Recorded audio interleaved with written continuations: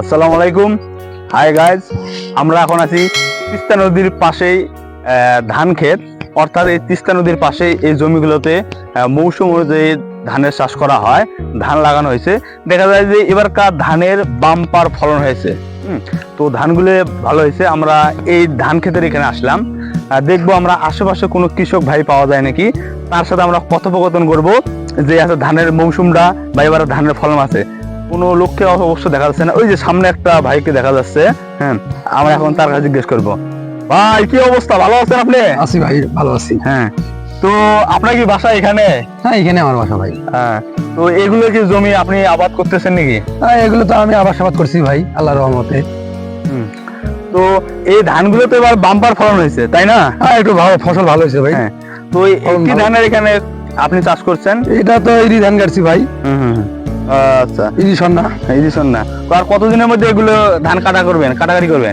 পাকা পাকা ভাব হয়েছে ভাই, সপ্তাহের মধ্যে ধানগুলো কাটবো। এই যে যেতুগুলো ধান পাকা ধান দেখা যায় বা ধান ক্ষেতটা দেখা যায়, সবগুলো কি আপনাদের এখানে ধান? হ্যাঁ, সবগুলো আমাদের এখানে। ও, তো এগুলো কি কাটি আপনি জমির মধ্যে রাখেন? হ্যাঁ, কাটার পর এখানে মারামারি করবো, এখান থেকে ধান আবার নিয়ে যাবো, আর এগুলো পরে নিয়ে যাবো ভাই।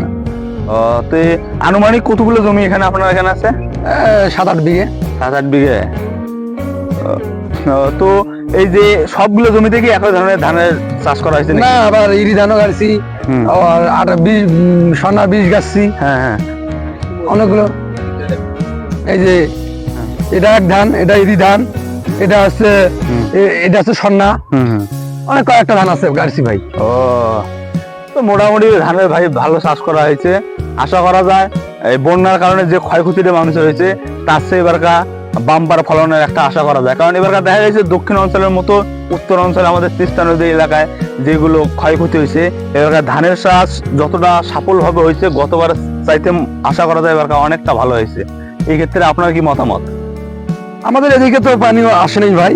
হ্যাঁ, এখানে এইদিকে বন্যা আসে নাই, আর এইদিকে বৃষ্টিতে যাওয়া হয়েছে, পানি টানি ওঠেনি এইদিকে আমার ধান বাড়ি। এই পরবর্তীতে যদি কখনো এই বন্যা হয় বা কোনো ক্ষয়ক্ষতি হয়, তাহলে সরকার থেকে কি আর্থিকভাবে আপনাদের কোনো সহযোগিতা করে? আমাদের কৃষি বিভাগ থেকে তো আমাদের সাহায্য সহযোগিতা করেই, কৃষি অফিস থেকে। ঠিক আছে, তো ধানগুলো আপনারা এখানে শুকায় তারপরে তো বাসায় নিয়ে যা মারামারি করবেন? না, এখানে ধান কাটার পর এখানে মারামারি করবো, মারামারি করার পর ধান নিয়ে যাবো আলাদা, আদি নিয়ে যাবো আলাদা। ঠিক আছে ভাই, তো ঠিক আছে, আপনি আছেন এরও ধানগুলো ভালোভাবে কাটিয়ে ঘরের মধ্যে তোলেন। হয়তো বা আপনার সাথে অন্য একদিন দেখা হবে। হ্যাঁ, তো ভাই ঠিক আছে, ভালো থাকেন। হ্যাঁ, দেখা হবে অন্যদিন। আচ্ছা আচ্ছা, ঠিক আছে ভাই। এই হলো তিস্তা নদীর পারে। আমার পাশে যে নদীটা দেখতেছেন, এর আগেও বললাম যে আমি আসলে তিস্তা নদীতে আসছি। এই তিস্তা নদীর ধারে এই যে প্রচুর ধান, অর্থাৎ এখানে বেশিরভাগের লোকই আপনার আছেন আরো কৃষক, কৃষির সাথে জড়িত। তারা এই কৃষির উপরে নির্ভর করে তাদের জীবন জীবিকা নির্বাহ করে। তো যে ধানের ফলনটা এবার হয়েছে, এই ফলনে আশা করা যায় তাদের মোটামুটি একটা সাফল্য বা আর্থিক একটা ব্যবস্থা হবে আর কি। তো আপনারা যদি কখনো আসতে চান আমাদের সুন্দরগঞ্জে তিস্তা নদীর পারে, আপনারা দেখে যাবেন এই মনোরম পরিবেশের ধান ক্ষেতগুলো। পাশে আছে ছোট নদী বয়ে যাওয়ার, এখন পানি অবশ্য কম। তো এখানে আসলে আপনার মনে একটু প্রশান্তি লাগবে বা ভালো লাগবে। তো আপনাদের আসার জন্য আমি আহ্বান জানাচ্ছি। আজকের মতো এখানে, ভালো থাকবেন, সুস্থ থাকবেন, আল্লাহ হাফেজ।